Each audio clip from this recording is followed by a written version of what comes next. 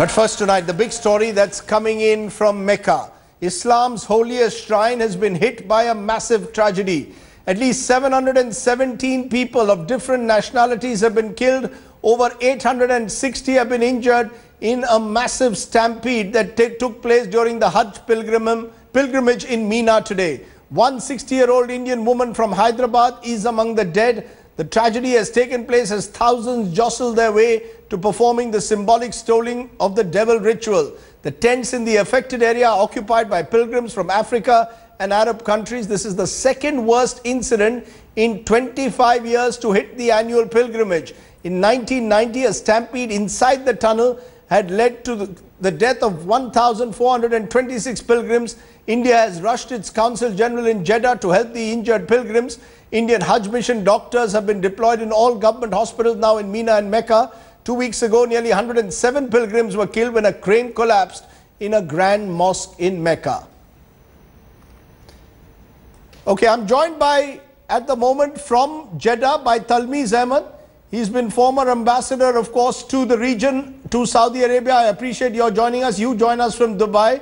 Danish Ghafoor, a resident of Jeddah, is joining me at the moment. Javed Ansari, our executive editor, who's been on the Hajj himself, joined me. But I want to come to you, Danish, first there. Please tell us, on ground zero in Saudi Arabia, how are people taking this ultimate calamity?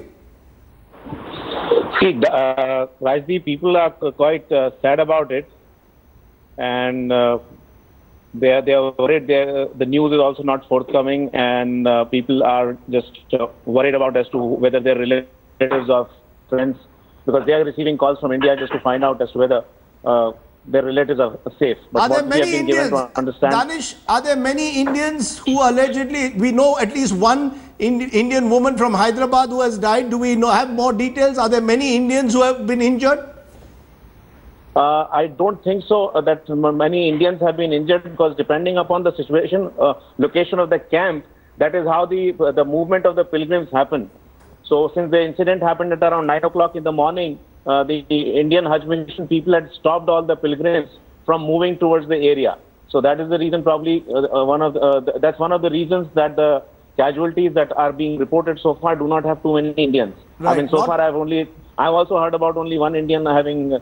Okay, so you've also heard only about one Indian confirmed death. Talmiz Ahmed, what does this say about the Saudi Arabian authorities?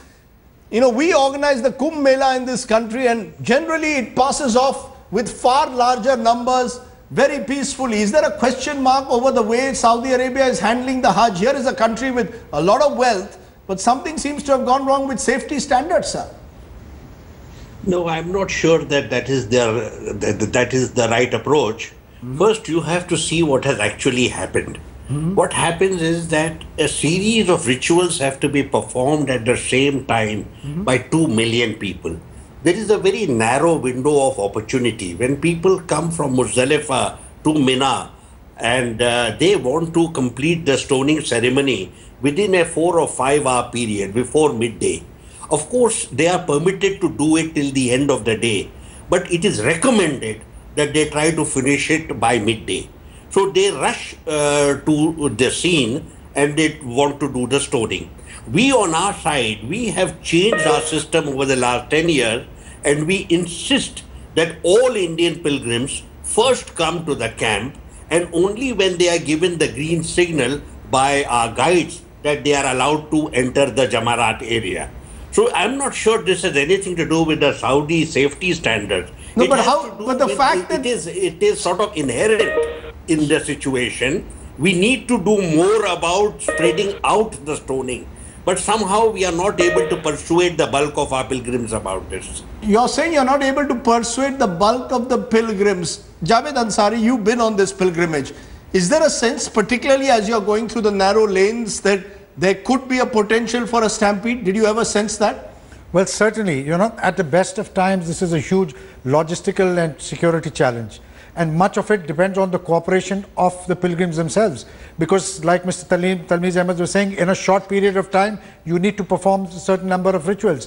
Now, there are huge signages. They've really pumped in, they've really beefed up the infrastructure there. If people were just to follow those signages and follow the directions these sort of the stampede and this tragedy that you see can be avoided. What happens is that you're supposed to take the flyover and then take another route to come back. What people do is they take a shortcut, they start coming back from the area where people are walking up, and that's what happens. And if one person falls, then there's a cascading effect, and then people start running, and in stampede it's the old, the women and the children who get caught. I'm just going to ask you one final point though on this, Talmiz Ahmed. You're saying the Saudi Arabian authorities can't be held responsible, but I come back to it. Crowd management, surely, given the scale of the Hajj, is something which is ultimately the responsibility of the government.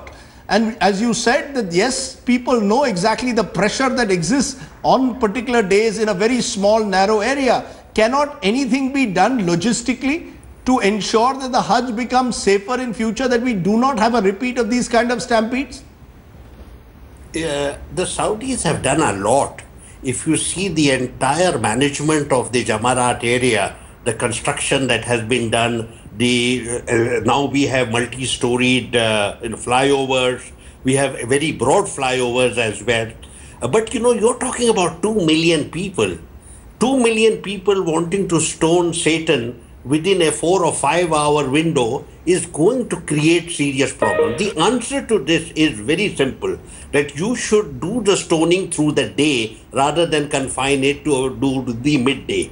This is what we have to train our pilgrims about. We have done it among the Indians, and that's why you will find that by and large Indians are much more disciplined as compared to many other pilgrims. This has been a long effort of training and tutelage that we have done over several years. That's very interesting that you're posing it. At the end of the day, the challenge is how do you discipline pilgrims who are going on the Hajj? Appreciate Talmiz Ahmed, Danish there from Jeddah, Javed Ansari here in our studios joining us, giving our viewers a perspective on what is an extremely tragic day. More than 700 people are dead and counting on the Hajj pilgrimage. Prime Minister Narendra Modi, in fact, has condoled with the deaths at the Hajj. He is, remember, in New York.